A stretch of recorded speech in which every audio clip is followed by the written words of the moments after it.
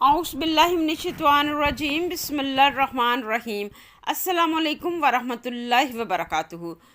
ناظرین، آج ہم جانیں گے حضرت ابراہیم علیہ السلام کی قوم کا جھگڑنا، حضرت ابراہیم علیہ السلام کا مدبرانہ جواب، ایمان، شرک اور امن کی کہانی حضرت ابراہیم علیہ السلام کی زبانی۔ کیا آپ جانتے ہیں کہ ایمان کے باوجود انسان بے سکون کیوں رہتا ہے؟ کیا اللہ سے جڑنے کے بعد بھی آپ کو خوف اور پریشانی گھیرے رکھتی ہے؟ تو آئیے آج سنتے ہیں حضرت ابراہیم علیہ السلام کی زبان سے، جو نہ صرف توحید کے علمبردار تھے بلکہ امن اور ہدایت کے پیغمبر بھی تھے، وہ کہانی جو ہمیں امن دلاتی ہے، جو ہمیں سکون اور راحت سے ہمکنار کرتی ہے۔ وہ کہانی جب حضرت ابراہیم علیہ السلام نے اپنے باپ کو بتوں کی پوجا کرنے سے منع کیا اور کہا، اے میرے ابا جان، شیطان کی پوجا نہ کریں، تو باپ نے حضرت ابراہیم علیہ السلام کو سنسار کرنے اور گھر سے نکلنے کی دھمکی دی۔ جب قوم کو توحید کا پیغام دیا، بڑی محبت، نرمی اور دلائل سے انہیں سمجھایا کہ کیا یہ بت سنتے اور بولتے ہیں جن کی تم پوجا کرتے ہو، یا تمہیں کوئی نفع اور نقصان پہنچا سکتے ہیں؟ تو وہ اگرچہ لاجواب ہو گئے، مگر توحیدی حق کو قبول کرنے کی بجائے ابراہیم سے لڑنے جھگڑنے لگے اور کہنے لگے، ہمارے معبود تمہیں نیست و نابود کر دیں گے، تم تباہ و برباد ہو جاؤ گے۔ تو حضرت ابراہیم علیہ السلام کے اس واقعے کو قرآن یوں بیان فرماتا ہے، سورۃ الانعام آیت نمبر 80، 81 اینڈ 82 میں۔ آیت نمبر 80 میں ہے، وَحَاجَّهُ قَوْمُهُ، اور جھگڑنے لگی اس کی قوم اس سے، کہا حضرت ابراہیم علیہ السلام نے، آتحجونی فی اللہ، کیا تم اللہ کے معاملے میں مجھ سے جھگڑتے ہو؟ وقد ہدانی، اور اس نے مجھے ہدایت دی ہے، ولا اخاف ما تشرکون بہ، اور میں نہیں ڈرتا ان سے جن کو تم اس کے ساتھ شریک ٹھہراتے ہو، الا ان یشاء، ہاں اگر وہ چاہے، واسع ربی کل شیء علما، میرا رب اپنے علم سے ہر چیز کا احاطہ کیے ہوئے ہے۔ افلا تتذکرون، کیا تم خیال نہیں کرتے ہو؟ اور ان کی قوم ان سے بحث کرنے لگی، جھگڑنے لگی، تو انہوں نے کہا، تم مجھ سے خدا کے بارے میں بحث کرتے ہو اور جھگڑا کرتے ہو؟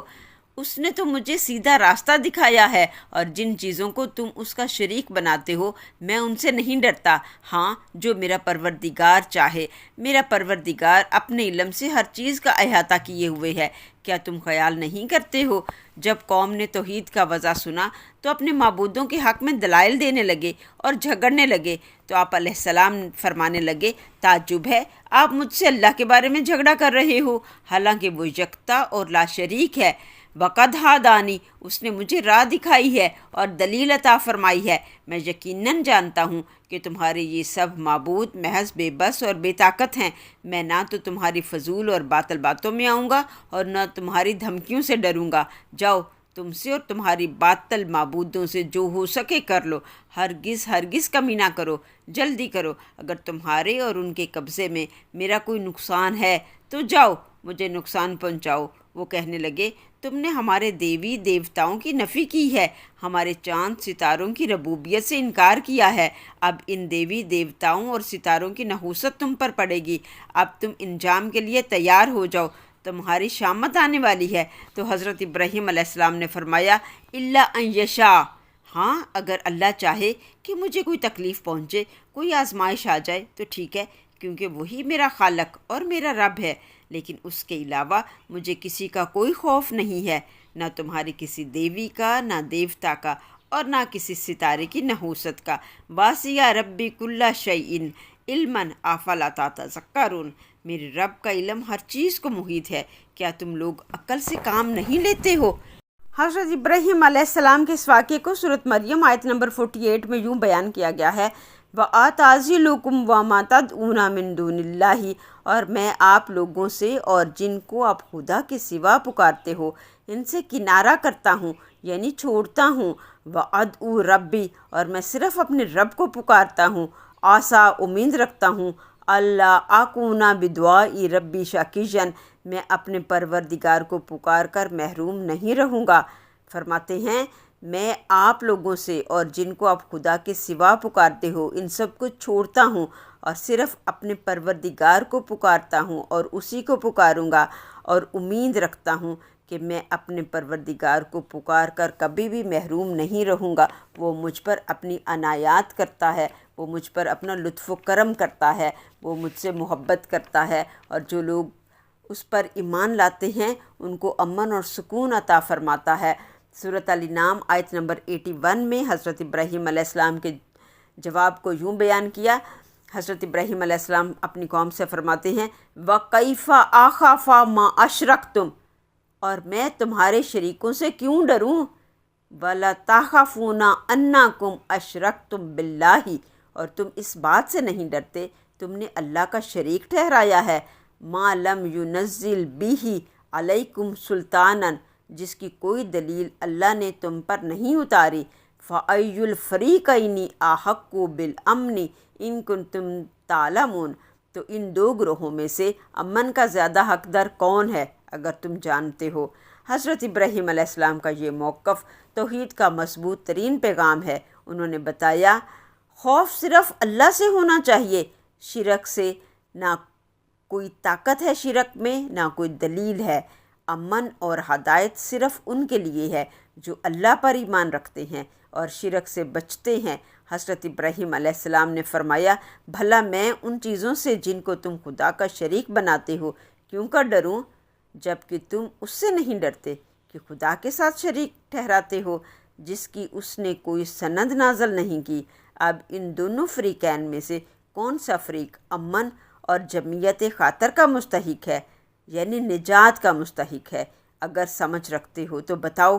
یعنی مومن اور مشرک میں سے، یعنی مومن کے پاس تو توحید کے بھرپور دلائل موجود ہیں، جبکہ مشرک کے پاس اللہ کی اتاری ہوئی کوئی دلیل نہیں ہے، اس کے پاس صرف اور صرف باطل دلائل ہیں اور ایسی تعویلات ہیں جن کی کوئی حقیقت نہیں ہے۔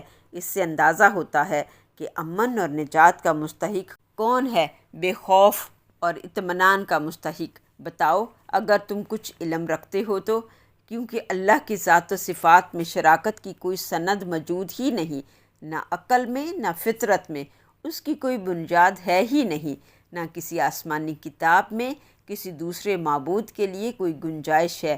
فَأَيُّ الْفَرِيقَيْنِ أَحَقُّ بِالْأَمْنِ إِن كُنتُمْ تَعْلَمُونَ، یعنی ایک شخص موحد ہے، ایک اللہ پر ایمان رکھتا ہے اور یقین رکھتا ہے کہ وہ ساری کائنات کا بلا شرکت غیر مالک ہے، ہر شے اس کی قبضہ قدرت میں ہے، جبکہ دوسری طرف ایک ایسا گروہ ہے جو اپنے ہاتھوں سے بنائے ہوئے دیوی دیوتاؤں کو معبود مانتا ہے۔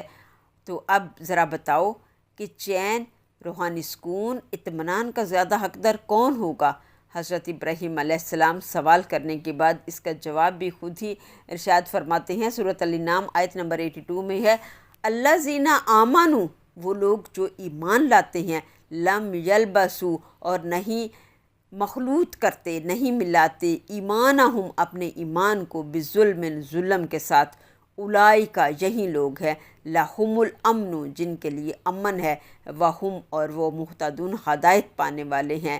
الذین آمنوا ولم یلبسوا ایمانہم بظلم اولئک لہم الامن وظلم مہتدون، لوگ ایمان لاتے ہیں پھر اپنے ایمان کو شرک کے ظلم سے مخلوط نہیں کرتے، ان کے لیے امن ہے اور وہی ہدایت پانے والے ہیں۔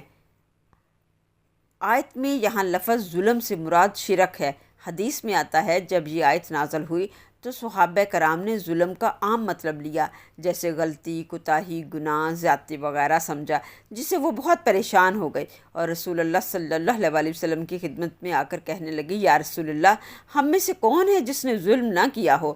آپ صلی اللہ علیہ وسلم نے فرمایا اس سے وہ ظلم مراد نہیں ہے جو تم سمجھ رہے ہو، بلکہ اس سے مراد شرک ہے، جس طرح حضرت لقمان نے اپنے بیٹے سے کہا تھا ان الشرک لظلم عظیم، یقیناً شرک ظلم عظیم ہے۔ حقیقت میں امن انہی کے لیے ہے اور رائے راست بھی انہی کے لیے ہے جو ایمان لاتے ہیں اور جنہوں نے اپنے ایمان کو ظلم سے آلودہ نہیں کیا۔ حضرت ابراہیم علیہ السلام نے اپنی قوم کو جب توحید کی طرف بلایا تو ان کی قوم نے ان سے بحث و تکرار شروع کر دی۔ وہ لوگ بتوں، سورج، چاند، ستاروں کو اپنا معبود مانتے تھے، تو حضرت ابراہیم علیہ السلام نے بڑی جرت سے فرمایا کیا تم مجھ سے اللہ کے بارے میں جھگڑتے ہو؟ حالانکہ اس نے مجھے ہدایت دی ہے۔ یہ مومن کی سب سے بڑی دلیل ہے۔ اگر اللہ نے ہدایت دے دی ہے تو پھر کسی کی بات میں اثر نہیں ہوتا۔ یہاں ابراہیم اپنے ایمان کا اعلان کرتے ہیں کہ اللہ مجھے ہدایت دے چکا ہے، تو اب مجھے کسی جھوٹے معبود سے ڈرنے کی کیا ضرورت ہے؟ میں تمہارے ان شریک معبودوں سے ہرگز نہیں ڈرتا۔ انہوں نے قوم کو بتایا کہ تم بے بنیاد خداؤں کے پیچھے ہو اور میں ایک سچے رب کی طرف سے رہنمائی پا چکا ہوں۔ جیسے ایک طالب علم جب کسی بہترین استاد سے صحیح تعلیم حاصل کر چکا ہوتا ہے تو پھر وہ کسی جاہل کی باتوں سے متاثر نہیں ہوتا، بلکہ اسے جواب دے کر اس کی اصلاح کرتا ہے۔